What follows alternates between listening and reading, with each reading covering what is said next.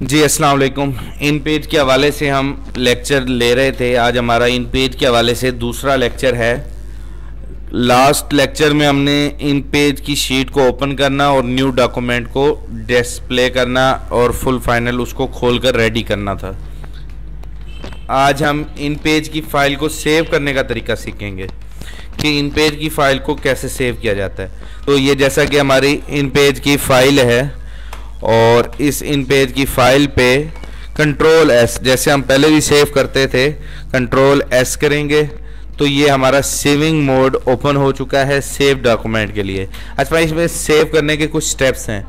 तो ये save in, वो पूछ रहा है कहाँ पर सेव करना है, तो इस एरो पे क्लिक करने के बाद यहाँ से ये हमारा सारा कंप्यूटर की ड्राइव्स खुल गई हैं। ड्राइव डी पे क्लिक करना है, कंप्यूटर ड्राइव डी पे हमने क्लिक किया तो ये हमारी तमाम ड्राइव्स मिल गई।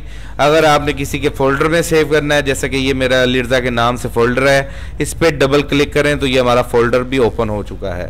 अब ड्राइव डी अली रज़ा के फोल्डर में अब आप फाइल को नेम देंगे फर्स्ट असाइनमेंट, ठीक है, फर्स्ट असाइनमेंट देंगे और उस फाइल को हम कर देंगे सेव।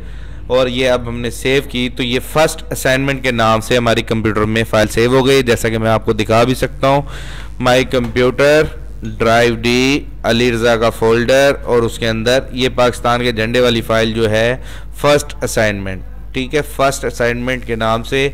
और इसकी ये एक्सटेंशन भी आ जाएगी। अगर देखना चाहें परफॉर्मेंस में जाएंगे, प्रॉपर्टीज़ में ये .png, ठीक है, .inp, यानी कि इसको कहते हैं इन पेज की फ़ाइल, ठीक है। तो उम्मीद करता हूँ आपको इन पेज की फ़ाइल सेव करने का तरीका समझ आ गया होगा। अस्सलाम वालेकुम।